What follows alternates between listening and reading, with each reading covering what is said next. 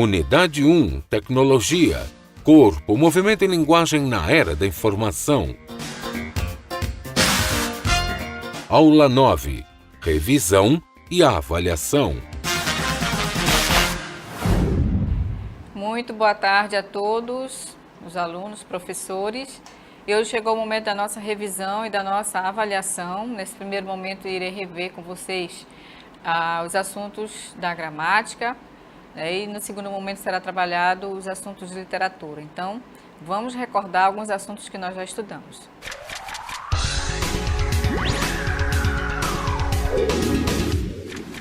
Muito bem, então nós estudamos aí sobre língua, linguagem e fala. Então, dentro da linguagem, nós vamos ter a linguagem verbal e a linguagem não verbal. Dentro da linguagem verbal, nós vamos ter as palavras, por meio da fala ou por meio da escrita. E a linguagem não verbal, que vai ser por meio dos gestos, das imagens, das cores e tantas outras formas, outros códigos de comunicação, dentro da linguagem. Então, por esse motivo, não há uma sociedade sem linguagem, não há povo sem linguagem, não há nenhuma nação sem linguagem. Então, por isso que a linguagem ela é fundamental. Então, por meio da língua verbal, vamos lá, a linguagem verbal, que vai utilizar as palavras, escrita ou falada. Então, aí vocês estão vendo duas pessoas conversando, então nesse ato vai ocorrer a língua, o código linguístico. E a linguagem também escrita vai comunicar algo, uma situação, por exemplo, se você ouve alguém falar a palavra socorro, então ela é carregada de sentido. Por quê? Porque alguém está pedindo ajuda. E a linguagem não verbal vai ser qualquer código, que não seja a palavra. Vocês podem ver o símbolo dos códigos de trânsito, por exemplo. Cada um desses símbolos significa algo. Então, aí nessa imagem vocês estão vendo que significa não estacionar, Então, um carro pesado, um carro grande não pode estacionar. Então, os gestos humanos também, como você está vendo, a pessoa com uma expressão de susto, Então, logo você vai imaginar que aconteceu alguma coisa muito, muito feia, muito fora do comum. E na imagem de uma pessoa caminhando, numa paisagem, numa imagem da natureza. Então, por trás desses códigos, tudo tem uma linguagem, tem um sentido, um significado. Na linguagem animal, também eles têm uma forma de se comunicar, quando as formiguinhas vão uma atrás da outra, então elas liberam um certo hormônio que cada uma vai sentir esse cheiro e vai seguir, uma atrás da outra. A linguagem humana também, através dos símbolos, dos gestos, que você está vendo a moça fazendo esse gesto, então ele significa algo. Na segunda imagem do meio, também você percebe que há um ato gestual. E na terceira imagem você vê um cumprimento. Então essas são as diversas formas de linguagem humana que vão estar presentes no nosso dia a dia. Os signos visuais, eles são componentes básicos dos códigos, que possibilitam a expressão de uma ideia substituindo um determinado objeto. Então, segundo a relação com o objeto a que se refere, esse signo visual pode assumir diferentes representações do real. Então, vamos relembrar que dentro dos signos visuais nós temos o ícone, que apresenta a relação de semelhança ou analogia, Então, não é necessário qualquer tipo de treino especial para você identificá-lo, porque se você vê uma fotografia, por exemplo, você não vai ter dúvida de que aquilo é uma fotografia, Se você vê um desenho, você também não vai ter dúvida de que aquele desenho foi feito à mão, por exemplo. Na cartela seguinte você vai observar. E a estátua também, a mesma forma. Você vê o objeto, a coisa, e você logo identifica o que é. Então, você não precisa de grande interpretação para fazer essa leitura. Já no índice, ele vai ter um signo que mantém uma relação natural causal, Então, esse objeto, você vai fazer aí uma relação, uma associação de uma coisa com outra. Então, esse sentido dessa coisa vai estar no campo da evidência. Então, você vê, por exemplo, uma nuvem negra, logo você vai concluir, Você vai pensar que vai chover. Então, é algo que, óbvio, uma coisa está associada à outra. Se você vê uma pegada ou de uma pessoa ou de um animal, então você vai perceber que por ali e em algum momento aquele animal passou. Como você vê aí a pata da onça na areia, então você deduz, né? Você faz essa associação ao animal. Então esse é o índice. E o símbolo, que fundamenta numa convenção social, né? Porque ela foi criada, ela foi convencionada, criada pelo homem. E em alguns momentos ele pode até ter o sentido arbitrário, né? Então, os símbolos é necessário que haja o quê? Uma interpretação, é necessário que você conheça essa coisa para que você possa fazer a interpretação adequada. Então, que vocês veem, a aliança, ela tem todo um sentido, um significado, então algo foi criado convencionalmente, né?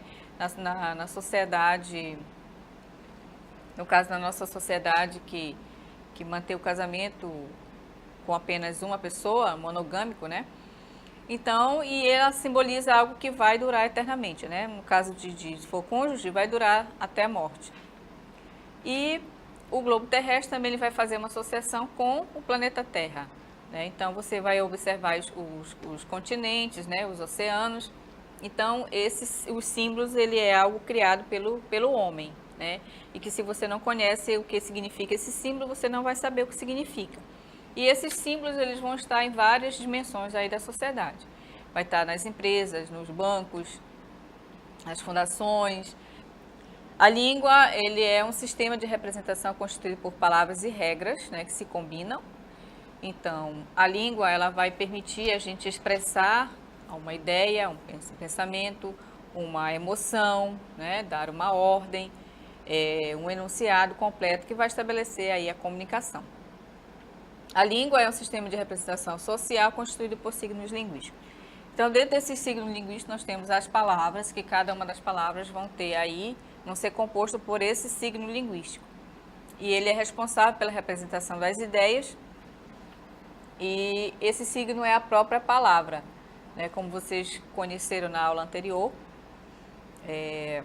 ele vai ter a imagem acústica, né? Ele vai ter o conceito, que no caso, como vocês vão ver aí no exemplo, o significante e o significado. Pode colocar a cartela, por favor. A palavra cavalo, por exemplo, ela vai ser composta do significante e do significado. Vai estar dentro desse significante, vai estar a imagem acústica, e dentro do conceito dentro do significado vai estar o conceito do que significa esse animal, né? Então, a palavra cavalo é a imagem acústica, o som, é o que ela representa mentalmente. E o conceito é tudo aquilo que você conhece daquela coisa. Então, cavalo é um animal quadrúpede, né, que possui crina, 4 patas, e assim vai dando o conceito desse animal. E isso vai acontecer com todas as outras palavras, né? Cada uma das palavras ela vai carregar esse signo linguístico. Ela vai carregar essa imagem acústica, esse conceito, né, esse significante e esse significado. Na fala é um ato individual que depende aí de várias circunstâncias, né, que vai ser falado de que forma a intencionalidade, né, do contexto de quem se fala, para quem se fala, né, e faz-se o uso do código verbal, então código linguístico aí.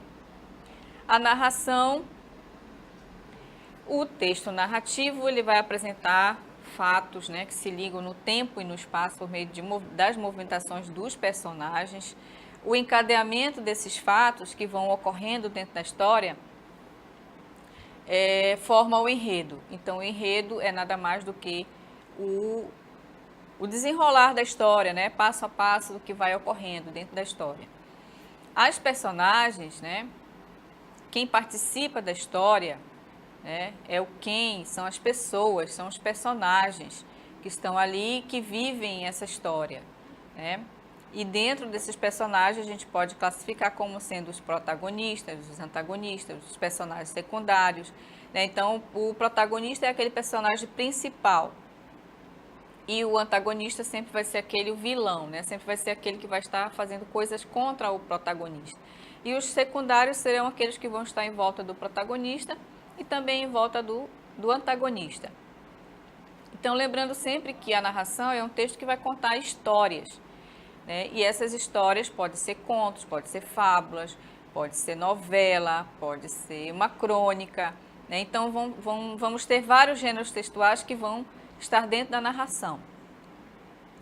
E relembrando lá a história do sapo Tarubeque, não é? Então vocês lembram lá que nós vimos que o personagem principal é a cobra, não é?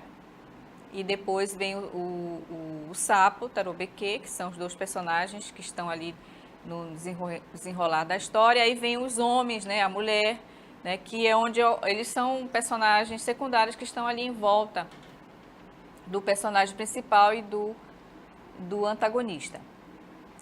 O espaço onde acontece essa história é o onde aconteceu essa história. Então, no desenrolar da história, você percebe que vai acontecer em vários momentos, né? Então, como exemplo que eu tirei para vocês lá da história, por isso foi a casa do Tarubeque, né? Que vendo a triste perguntou. Então, você observa a palavra a casa, então indica que o Tarubeque estava ali naquela casa, naquele local. O Tarubeque saiu de casa com a Surucucu e andaram, ou seja, eles estavam na casa e depois eles saíram, né, da casa e foram andar por um local distante, né, porque o objetivo deles era que a cobra picasse alguém, não é? Já que ela ficava pensativa, perguntando por que as pessoas a culpavam, né, de ela ser uma assassina, de matar as pessoas, né, com o seu veneno. E aí vai acontecer em outros espaços, no terreiro da casa, né, por onde eles passaram, por onde eles estiveram e picaram as pessoas, não é? Fizeram toda a trama da história. O tempo, quando a história aconteceu, em que momento, né, essa retratação, a duração do que se dá na história, né, demarcando quando ela aconteceu. E esse tempo ele vai ser classificado entre tempo cronológico e o tempo psicológico. O tempo cronológico é o tempo exterior, né, marcado pela passagem das horas, dos dias, né, numa sucessão temporal.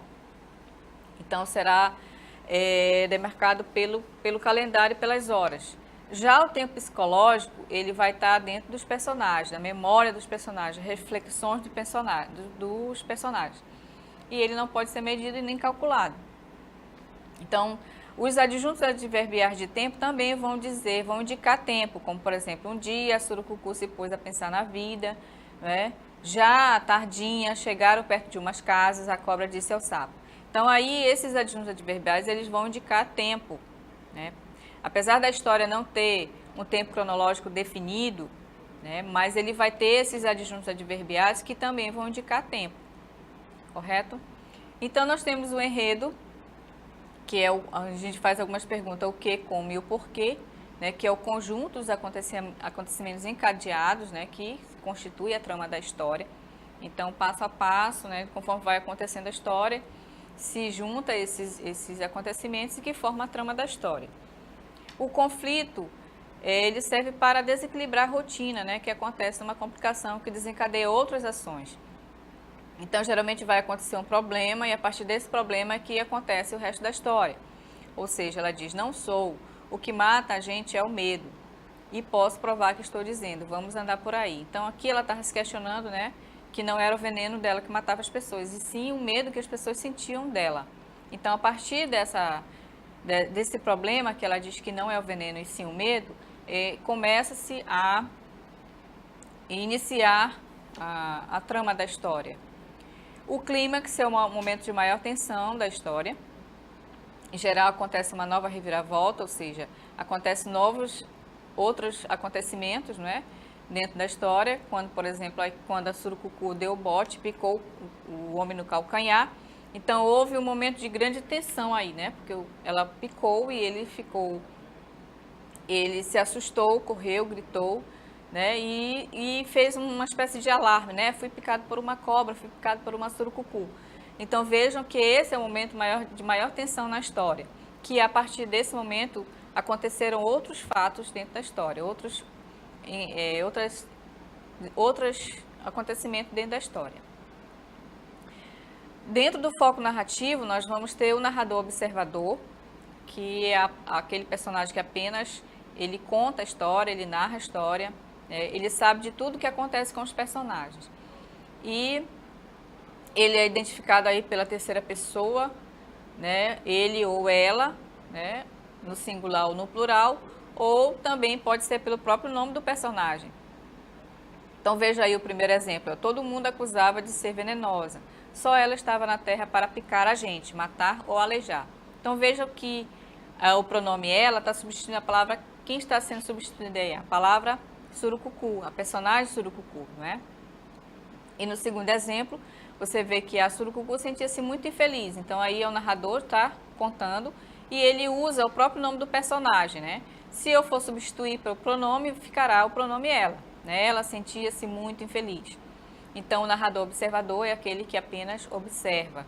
Ele sabe tudo, ele vê tudo o que acontece com os personagens. E vai ser identificado por meio desses pronomes ele ou ela na terceira pessoa do singular ou do plural. E o narrador personagem, ele vai participar ativamente da história. Ele é identificado pelo pronome eu, em primeira pessoa do singular.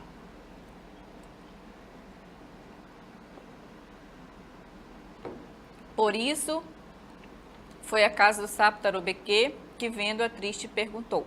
Então, nesse primeiro texto aí, essa primeira frase, quem está falando é o narrador, tá? Então, veja como ele usa a casa do sapo Tarubeque. Então, ele está usando personagem, então está em terceira pessoa, certo? Quando entra a fala do personagem, do narrador personagem, você percebe a presença do travessão, que vai indicar a voz direta do personagem. O que é que você tem? Por que você está com essa cara? Então, ele pergunta para quem? Para a cobra, né? Para a surucucu. E ela responde, novamente, o travessão. Ora, eu estou triste, porque pensando na minha vida, vejo que só a mim acusam de ser venenosa e causar a morte de tanta gente dessas terras. Então, notem que ora eu estou, então vejam que está em primeira pessoa, eu, o pronome está aparecendo, né? E aí você percebe a voz ativa do personagem na história. Então, no decorrer de toda a história, vai acontecer esse diálogo, essa conversa entre o Tarubeque e a surucucu. Né? E, vez ou outra, vai entrar a voz dos outros personagens secundários, que são justamente as vítimas, né, da cobra e do sapo, né? Já que eles estão fazendo um teste. Ela quer provar que o homem morre do medo e não do veneno. Então, nós temos também as características textuais do gênero textual narrativo, tipo textual narrativo. O tempo verbal vai estar no pretérito perfeito, no pretérito imperfeito, ou seja, esses verbos estão geralmente no tempo passado, já que eles vão estar dentro de uma história, né? Uma história está sendo contada. E, vez ou outra, o tempo presente vai entrar. Então, observe a presença do verbo esperar e esperaram, que está no pretérito perfeito, e o pretérito imperfeito, né? Estavam. Olha, o verbo saiu, por exemplo, né? Mal escureceu, saiu de uma casa, perto da moita, onde os dois estavam escondidos, um homem que ia deitar-se cedo. Então, observe que o verbo saiu está no tempo passado, estavam também está no tempo passado. Então, como é uma história, os verbos geralmente vão estar no tempo passado. O discurso direto é a reprodução de maneira direta da fala dos personagens. Então, observe que o discurso direto ele tem a ver com o narrador observador, né? O discurso direto está com o narrador personagem e o discurso indireto com o narrador observador. Então, os personagens vão falar diretamente no texto, como eu já mostrei para vocês, só para vocês conhecerem o que é o discurso direto e indireto. E o discurso indireto é a fala do narrador observador, né? Ele vai ser identificado aí pela terceira pessoa do singular ou do plural, ou pelo próprio nome do personagem, né? E a descrição? A descrição, mais uma vez, é um outro tipo textual, no qual ele irá caracterizar, né, pelo texto, cuja finalidade é caracterizar um elemento, um lugar, uma pessoa, uma personagem, um objeto, uma situação que aconteça. E o texto descritivo, ele vai estar também lá no gênero narração. Ele pode estar no gênero narração e ele pode estar também nos textos dissertativos, né?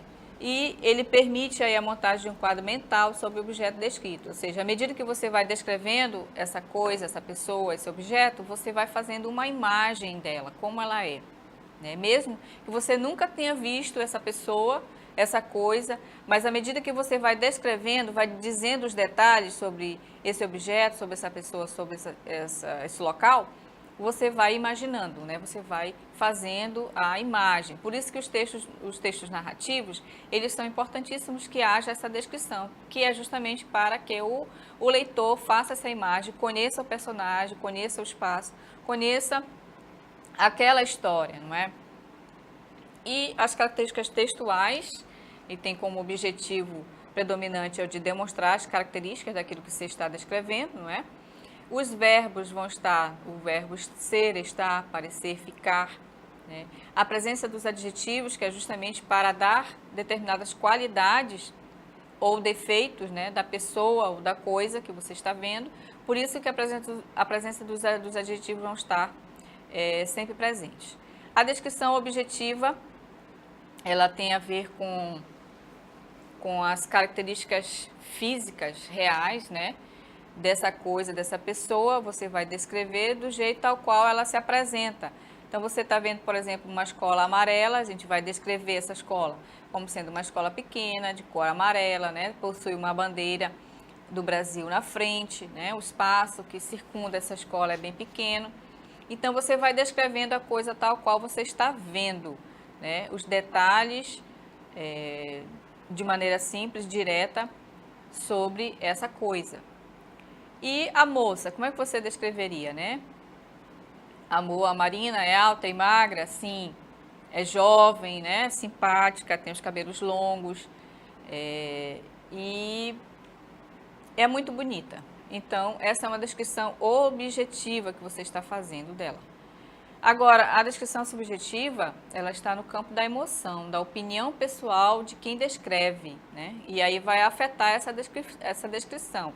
Por quê? Porque como vai para o lado da opinião de cada um, então, como você descreveria essa escola amarela, né? Então, ela é amarela, possui raios solares brilhantes por trás, né? Uma escola grande, bonita.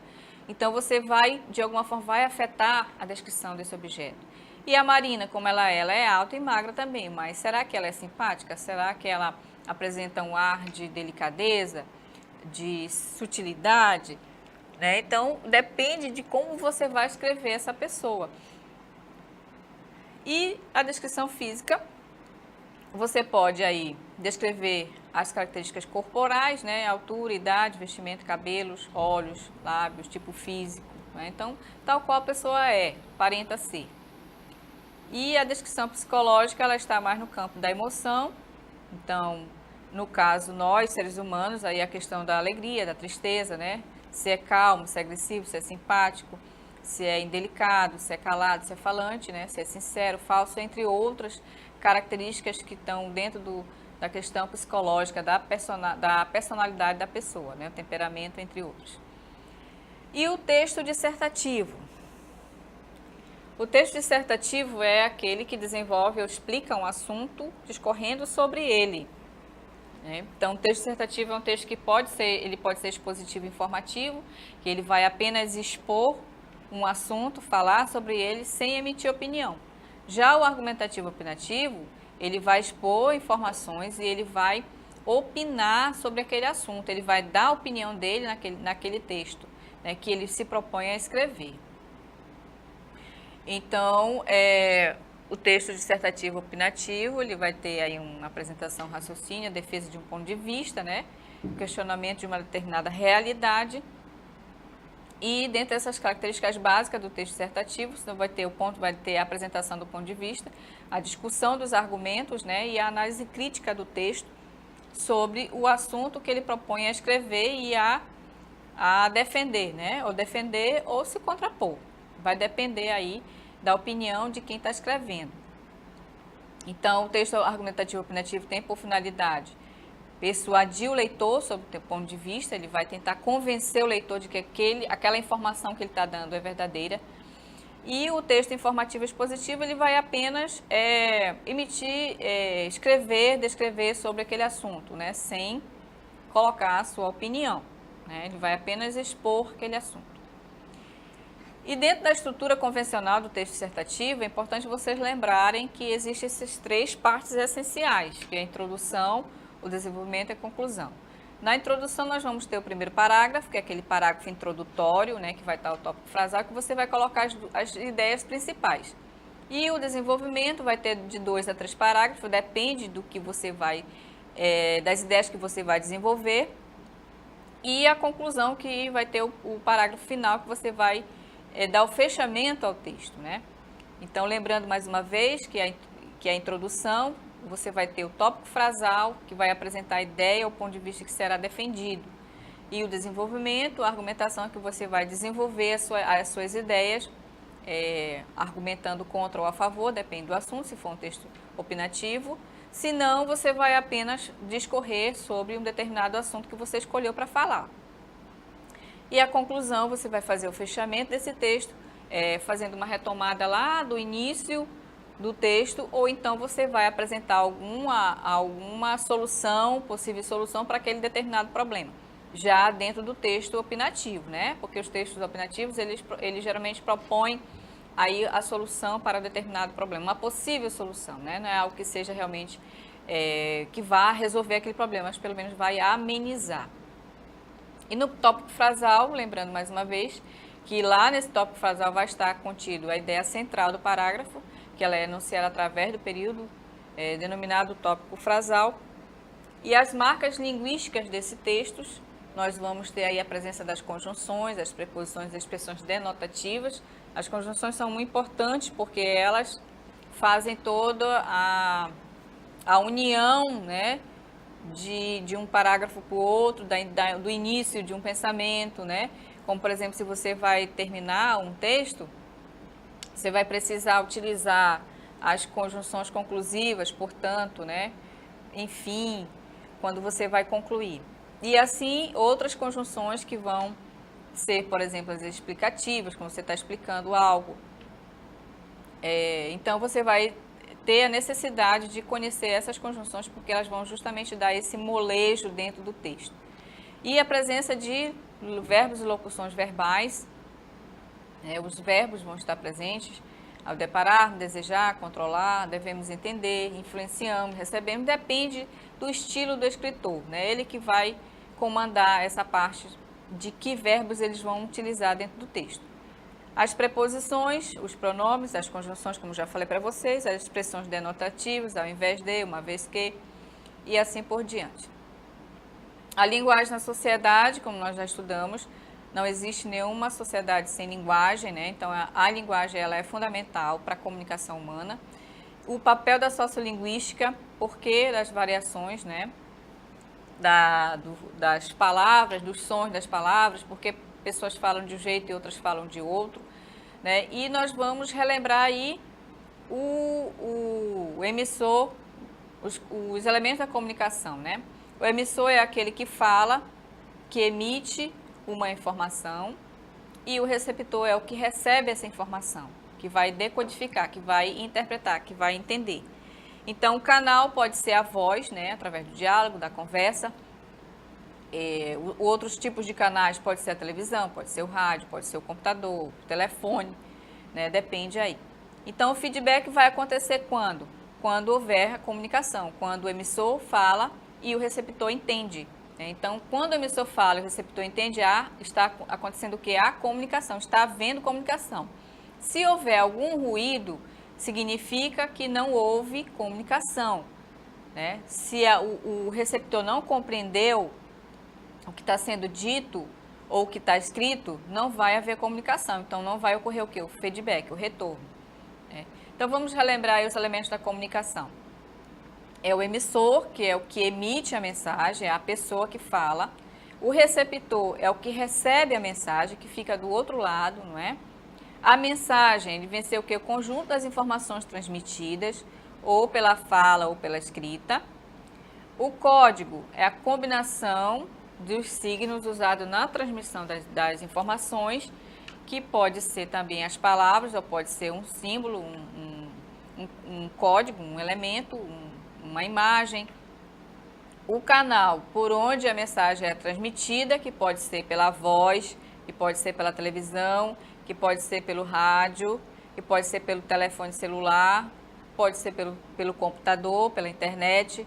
Então, todos esses são os tipos de canais.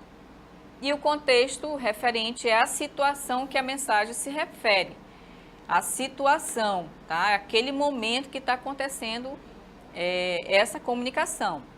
E o ruído é qualquer perturbação na comunicação, ou seja, se uma pessoa fala a língua de sinais e outro não fala, então não vai haver comunicação. Por quê? Porque está havendo um ruído, eles não estão se entendendo, certo? E assim qualquer outra forma, se você falou uma palavra que o outro não entendeu, não vai haver comunicação, então está havendo um ruído, né? Não houve comunicação entre os dois falantes. Certo, turmas? Então, nós vamos agora... A sua aula continua no próximo vídeo.